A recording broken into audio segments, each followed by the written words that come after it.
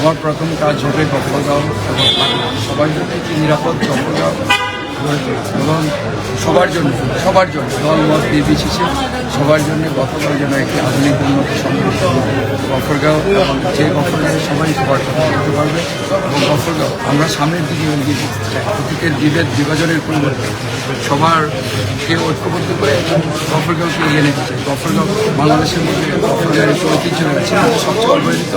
গফরগাঁয়ে কোনো উন্নয়ন হয় না।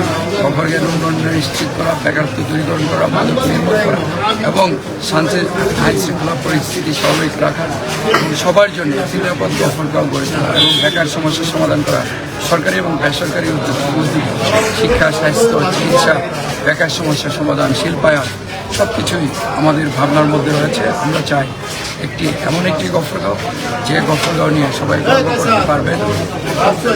গর্ব করতে পারবেন, আমি আল্লাহ রাব্বুল আলামিন